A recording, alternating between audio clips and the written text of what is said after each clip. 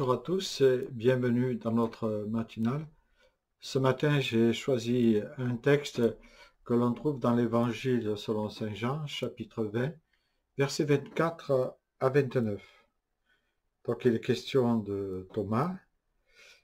Les disciples lui dirent: « Nous avons vu le Seigneur. » Mais il leur répondit: « Si je ne vois pas la marque des clous dans ses mains, si je ne mets pas mon doigt à la place des clous, et si je ne mets pas la main dans son côté, je ne croirai pas. » 8 jours plus tard, les disciples étaient de nouveau réunis dans la maison. Cette fois-ci, Thomas était avec eux. Jésus vint, alors que les portes étaient verrouillées. Il se tint au milieu d'eux et leur dit: « Que la paix soit avec vous. » Puis il dit à Thomas: « Place ton doigt ici. Vois mes mains. Avance ta main et mets-la dans mon côté. Ne sois donc pas incrédule, mais crois. » Thomas lui répondit: « Mon Seigneur et mon Dieu. » « Parce que tu m'as vu, tu crois, lui dit Jésus. Heureux ceux qui croient sans avoir vu. » Voilà, magnifique passage de l'Évangile selon Saint Jean, où il est question du doute. Souvent, quand on parle du doute, on pense automatiquement, mais pas justement, à Thomas, celui qui ne croit que ce qu'il voit. Mais qu'est-ce qu'au fond le doute? Si on va à l'étymologie même du mot, qui vient du latin dont il dérive, qui signifie deux, le mot doute indique une dualité dans la pensée de l'être humain. Et cette dualité se trouve sollicitée, tiraillée, en fait, dans deux directions, sans vraiment pouvoir décider pour l'une ou pour l'autre. Il y a aussi le synonyme d'incertitude, de perplexité, d'hésitation. Mais parmi nous, qui peut se vanter de n'avoir jamais douté? On constate que le doute est humain et qu'il est même universel. Martin Luther, le grand réformateur, a dit: « L'art de douter est facile car c'est une capacité qui est innée en nous. Seul Dieu et quelques fous n'ont pas de doute. » En France, nous avons un proverbe qui dit « Celui qui ne sait rien ne doute de rien ». Le danger du doute, parce qu'il y a un danger, le danger du doute persistant est qu'il peut devenir une véritable maladie de l'esprit, qu'on désigne par le mot scepticisme ou incrédulité. Le doute est un compagnon de route qui s'arrête en fait sur le bord du chemin et ne peut plus avancer. Il invite l'homme à stagner dans la situation dans laquelle il se trouve. La foi, par contre, est une compagne de vie qui permet de percevoir avec un regard toujours nouveau les merveilles que Dieu réalise pour nous dans nos vies.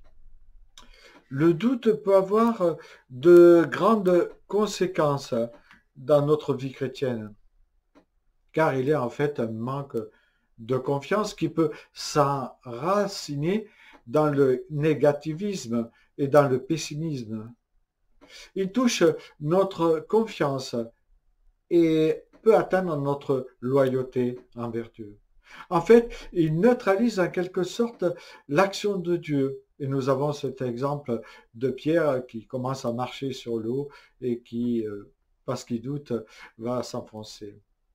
Il rend aussi impossible l'exaucement de nos prières. Et cela, dans Jacques 1,7, c'est très bien décrit, que celui qui doute ne s'attende pas à obtenir quoi que ce soit du Seigneur. Jésus nous appelle à avoir foi en lui. Avoir foi en lui, mais sans apparition, sans signe concret, sans miracle. Comment croire alors? J'aimerais illustrer la foi par cette histoire.